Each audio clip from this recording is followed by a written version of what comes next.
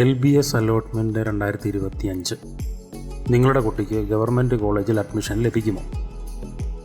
2024-25 വർഷത്തെ index mark പരിശോധിച്ചാൽ 99% mark science വിഷയങ്ങളിൽ ആകെ ലഭിച്ച കുട്ടികൾക്ക് മാത്രമാണ് ജനറൽ കാറ്റഗറിയിൽ അഡ്മിഷൻ ലഭിച്ചതായി കാണാൻ സാധിക്കുന്നത്.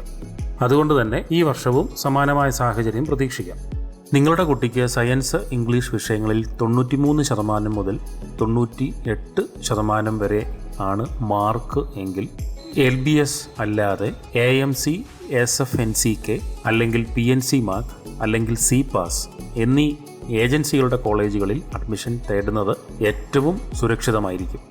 ഇനി നിങ്ങളുടെ കുട്ടിക്ക് 92%-ലും താഴെയാണ് മാർക്കെങ്കിൽ കേരളത്തിൽ അഡ്മിഷന് വേണ്ടി കാത്തു നിൽക്കാതെ മറ്റ് സംസ്ഥാനങ്ങളിൽ ഇന്ത്യൻ നഴ്സിംഗ് കൗൺസിൽ അംഗീകരിച്ച നഴ്സിംഗ് സ്ഥാപനങ്ങളിൽ അഡ്മിഷൻ നേടാൻ ശ്രദ്ധിക്കുക. കേരളത്തിന് വെളിയിൽ നഴ്സിംഗ്, പാരാമെഡിക്കൽ കോഴ്സുകൾ ശരിയാക്കി തരാം എന്ന പേരിൽ ഏജന്റന്മാരുടെ വലിയൊരു മാഫിയ തന്നെ കേരളത്തിൽ പ്രവർത്തിക്കുന്നുണ്ട്.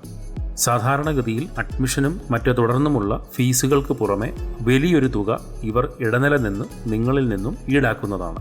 എന്നാൽ നിങ്ങൾക്ക് അവരുടെ സഹായമില്ലാതെ തന്നെ അഡ്മിഷൻ നേടാൻ കഴിയുന്നതാണ്. പലർക്കും അത് അറിയാതെ പോകുന്നു. അതെങ്ങനെ എന്ന് വിശദമാക്കി തരാം.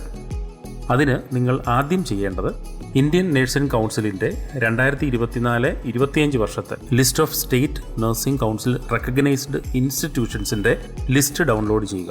അതിൽ നിങ്ങൾക്ക് താല്പര്യമുള്ള സ്ഥാപനമുണ്ടോ എന്ന് പരിശോധിക്കുക. അഥവാ ആ സ്ഥാപനം ഇന്ത്യൻ നഴ്സിംഗ് കൗൺസിലിൻ്റെ ആ ലിസ്റ്റിൽ കാണുന്നില്ല എങ്കിൽ അതിൽ അഡ്മിഷൻ എടുക്കാതിരിക്കുന്നതാണ് ബുദ്ധി.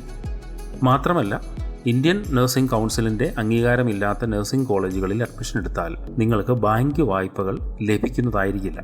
ഇന്ത്യൻ നഴ്സിംഗ് കൗൺസിലിൻ്റെ ആ ഫയൽ, അതിൻ്റെ ലിങ്ക് ഈ വീഡിയോയ്ക്ക് താഴെ ഞാൻ ഷെയർ ചെയ്തിട്ടുണ്ട്. നന്ദി.